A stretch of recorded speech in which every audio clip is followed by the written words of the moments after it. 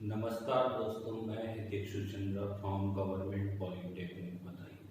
आज मैं आपके लिए केमिकल रिएक्शन इंजीनियरिंग का एक topic differential method for analysing of batch reactor data या रेट डाटा। ठीक है। मैंने पिछले लेक्चर में आपको रेट डाटा को एनालाइज करने का इंटीग्रल मेथड बताया था। ठीक है। और दूसरा मेथड जो हमारे सिलेबस में है वो डिफरेंशियल मेथड है। आज डिफरेंशियल मेथड्स को जानेंगे। इंटीग्रल मेथड की तरह ही हमारे डिफरेंशियल मेथड में भी कुछ स्टेप्स हैं जिनकी सहायता से हम रेट डाटा या काइनेटिक डाटा को एनालाइज करेंगे। ठीक है। सबसे पहले step one, general steps one, step one. Step one में assume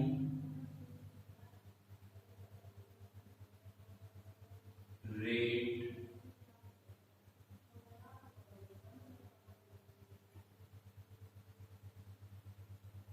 expression for any given reaction। जो भी गिवन रिएक्शन है उसके लिए सबसे पहले हम रेट एक्सप्रेशन फाइंड आउट करेंगे। मैंने माना एक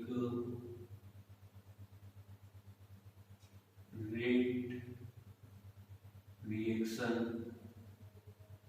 ए गिव्स प्रोडक्ट, ये है। इसका रेट एक्सप्रेशन मैंने इस प्रकार से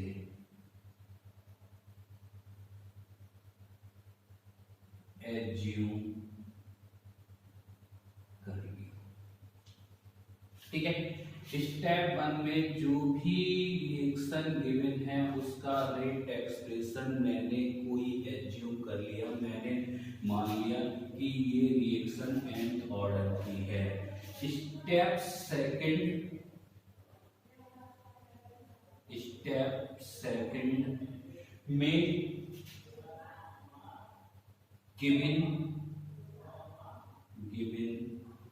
रेट डाटा, जो किसमें गिवन है हमारे लिए,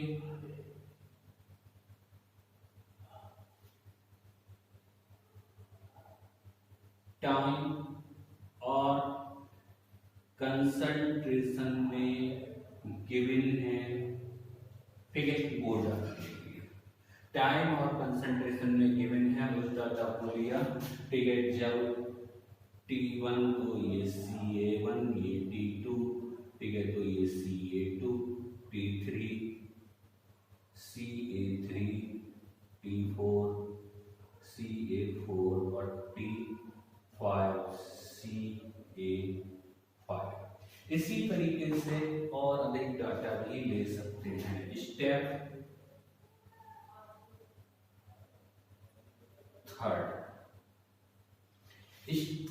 थर्ड में draw a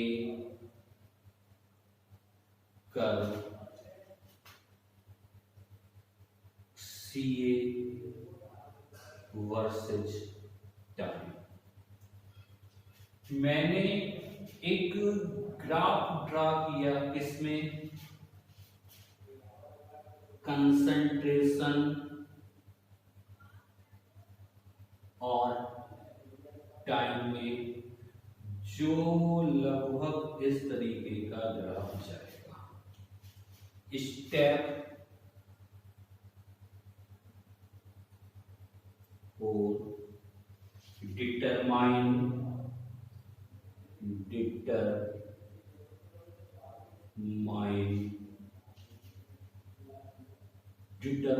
the slope of the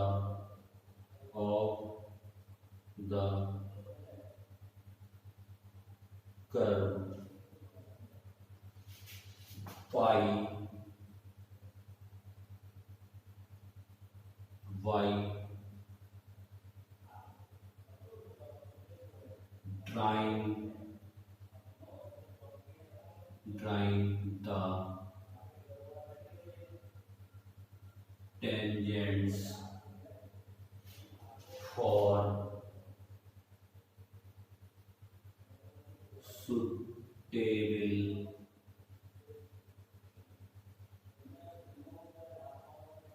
concentration. ठीक है, स्टेप 4 में मुझे ज्ञात करना है स्लोप ऑफ द कर्व, किसके द्वारा? Drawing tangent for suitable concentration. ठीक है, मैंने जो स्टेप 3 में ग्राफ खींचा उसमें कुछ सुटेबल कंसंट्रेशन के पॉइंट्स ले लिए, जैसे ये CA1 हो गया, ये CA2 हो गया, ये CA3 हो गया, ये C4 हो गया, ये C5 हो गया। मतलब कोई भी सुटेबल कंसंट्रेशन पॉइंट ले लिए जिन पे हम स्लोप आसानी से ज्ञात कर सके। अब टेंजेंट को खींच के मुझे हर एक पॉइंट पर एक स्लोप ज्ञात करना है। ठीक है, तो जितने भी पॉइंट है उन सब पर मुझे टेंजेंट को खींचकर एक स्लोप ज्ञात करना है। ठीक है, और इस स्टेप में एक टेबल बनानी है CA और -dCA/dt। ठीक है, मैंने क्या किया? स्टेप 4 में कुछ सुटेबल कंसंट्रेशन पॉइंट लिए, उन पे स्लोप ज्ञात किया। ठीक है, और मैंने कंसंट्रेशन और स्लोप में एक टेबल बनाई। ये स्लोप रेट ऑफ रिएक्शन के इक्वल होगा। तो हम ये भी कह सकते हैं इस डाटा से हमने एक कंसंट्रेशन और रेट ऑफ रिएक्शन में एक डाटा प्राप्त किया। ठीक है, स्टेप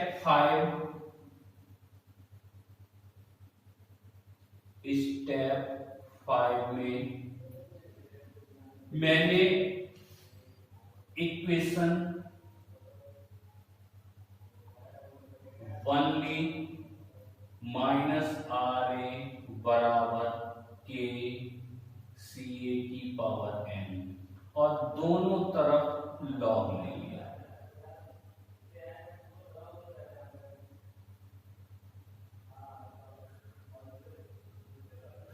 ठीक है, तो ये इक्वेशन एक स्ट्रेट लाइन की बन गई। अब मुझे कंसंट्रेशन और RA इस डाटा के आधार पर एक नई डाटा बनाना है। किसमें नया डाटा बनाना है? ln CA और ln -RA। ठीक है, जो डाटा ये दिया हुआ है उसमें क्या करना है? कैलकुलेटर की सहायता से ln CA की वैल्यू ज्ञात करनी है और जितना भी डाटा है उसमें मैंने ये टेबल तैयार करनी है। ठीक है, फिर स्टेप 6 में इस डाटा के बीच में एक ग्राफ ड्रा करना है, ln -ln RA और ln CA। इसके बीच में एक ग्राफ ड्रा करना है। अगर ग्राफ का रिजल्ट एक स्ट्रेट लाइन आई तो हमारा माना हुआ ऑर्डर सही है। सही है। अगर एक स्ट्रेट लाइन प्राप्त नहीं होती है तो स्टेप 7 में यह पूरा प्रोसीजर दोबारा से रिपीट करेंगे। ठीक है, स्ट्रेट लाइन आने पर हम स्ट्रेट लाइन के स्लोप के द्वारा ऑर्डर ऑफ रिएक्शन एन की वैल्यू ज्ञात कर सकते हैं और इंटरसेप्ट के द्वारा रेट कांस्टेंट की वैल्यू ज्ञात कर सकते हैं। ठीक है, ये 7 स्टेप के द्वारा हम काइनेटिक डाटा या रेट डाटा को डिफरेंशियल मेथड के द्वारा एनालाइज कर सकते हैं। एक बार इन 7 स्टेपों को दोबारा से रिपीट कर दूंगा। ठीक है, सबसे पहले जो रिएक्शन गिवन है उसका मैंने कोई भी रेट एक्सप्रेशन लिख लिया। ठीक है, चाहे 1 लिखो, 2 लिखो, 3 लिखो, जितना चाहो उतना ऑर्डर में। ठीक है, दूसरा जो रेट डाटा गिवन है, कौन सा डाटा गिवन है, कंसंट्रेशन और टाइम में, उसके लिए डाटा ले लिया। तीसरे स्टेप में इस डाटा के बीच में ग्राफ खींचा। चौथी स्टेप में सुटेबल कंसंट्रेशन पे स्लोप ज्ञात किए और एक टेबल बनाई concentration of rate of reaction में।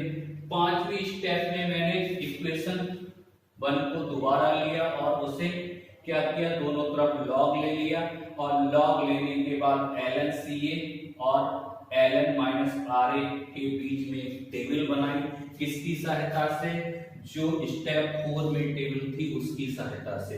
स्टेप 6 में ln CA और ln -RA के बीच में ग्राफ खींचा। अगर ये ग्राफ का रिजल्ट एक स्ट्रेट लाइन प्राप्त होती है तो हमारा माना हुआ ऑर्डर सही है। अगर एक स्ट्रेट लाइन प्राप्त नहीं होती है तो हमारा माना हुआ ऑर्डर गलत है।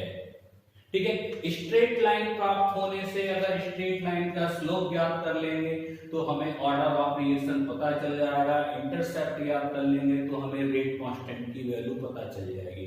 इस प्रकार से हम ठीक है रिएक्शन का ऑर्डर और रेट कांस्टेंट को ज्ञात कर सकते हैं। अगर इस टॉपिक में कोई भी डाउट क्लियर नहीं हुआ हो, ठीक है, तो प्लीज कमेंट बॉक्स के द्वारा पूछ लें। और प्रीवियस लेक्चर में अगर आपका कोई डाउट हो तो कमेंट बॉक्स के द्वारा पूछ लें और प्लीज मेरे चैनल को शेयर एंड सब्सक्राइब करें। थैंक यू दोस्तों।